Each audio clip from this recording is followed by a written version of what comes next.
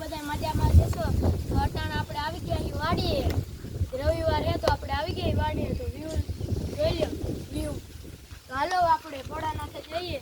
તો હાલો ત્યાં જઈને ભોળાનાથ હું તમને દેખાડું. તો હાલો મિત્રો, હવે આપણે ભોળાનાથે આવી ગયા છીએ. તો હાલો હું દર્શન કરી લઉં, પછી આપણે મળી. તો હાલો મિત્રો, અમે કપા પાસે આવી ગયા છીએ. તો જો કપા આપણો આવડો મોટો મોટો થઈ ગયો. અહીંયા ઝાડ વાવી છે અને અટાણે તો અમે ખાલી અટાણે કપાસ, ઝાર અને રચકો તો અમે ખવડાવતા જોઈને માંડવી. તો હાલો અમારી માંડવી તમને દેખાડું.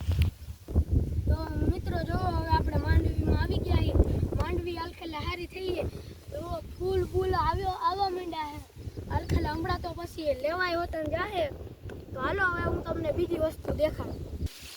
તો જો મિત્રો, આપણે ઢોરને ખાવા માટે સેવડી અને દાળ હોતન વાવી છે અને રચકો હોતન થોડો કે જોઈ લો. તો જો હવે તમને આગળ બધું બીજું દેખાડું. તો હાલો મિત્રો, જો અહીંયા આપણા ઢોરમાલ માટે કુંડી હોતન છે. આ કુંડી બહુ જૂની છે, તમે જોઈ લો.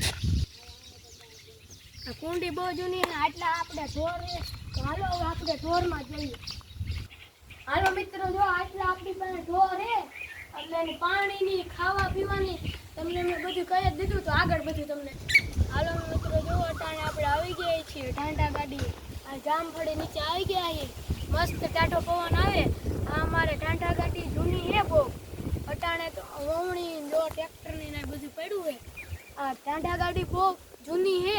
અટાણે તો જો અમારે પાસે ટ્રેક્ટર ગાડી બધું છે, લારી ને એ બધું છે. જો લારી છે અને અહીંયા અમારે છાયા નીચે ઢોર બાંધતા હોય. અને પછી આ જો અમારી ખાડે છે. આમાં ટાસ અને ખાતર બધું મિક્સ કરીને અમે પડામાં નાખીએ છીએ. તેનાથી પાક મજબૂત, મસ્ત, આમ લીલો છમ જેવો થાય છે. તો હાલો હું તમને આગળ બતાડું. તો મિત્રો, હવે તમે હાલો હવે બીજા બ્લોગમાં મળીએ.